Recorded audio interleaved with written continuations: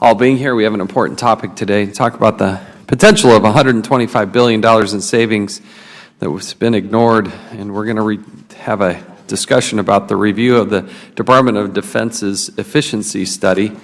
On December 5th of 2016, the Washington Post reported on a Department of Defense study that found the Pentagon could potentially save $125 billion over 5 years on back-office non-combat expenses. The Post's story detailed the desire of DoD leadership to squelch the findings of the Defense Business Board, sometimes referred to as the DBB, but the Defense Business Board, for fear that Congress would ultimately end up cutting their budget.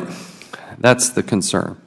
The DBB is an advisory board commissioned by the Pentagon to provide independent advice and recommendations with regard to governance and management at the Department of Defense. For this study, the Defense Business Board was charged with finding savings the Pentagon could recapitalize into more troops, more ships, and more planes.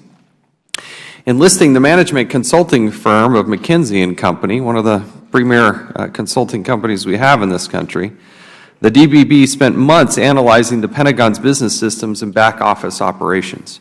The result of the report concluded the Department of Defense could save billions from overhauling its back-office functions, including contract management, IT, business processes, real estate, and human resource management. These savings could be reinvested to better equip our men and women in uniform, but the Department of Defense leadership squelched the report. In response to the Post story, 31 members of this committee from both sides of the aisle signed a letter to then Secretary Carter asking for answers.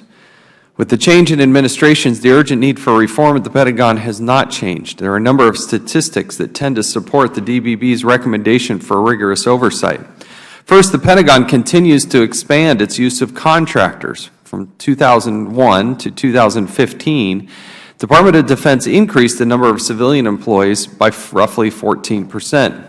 Compared to our men and women in uniform, government contractors are less likely to be subject to oversight of the Pentagon. Some of the government's most effective tools for holding its employees accountable are not available when it comes to contractors. Second, the Pentagon study noted the potential $125 billion savings could fund 50 Army brigades or 10 Navy carrier strike group deployments or 83 Air Force F-35 fighter wings.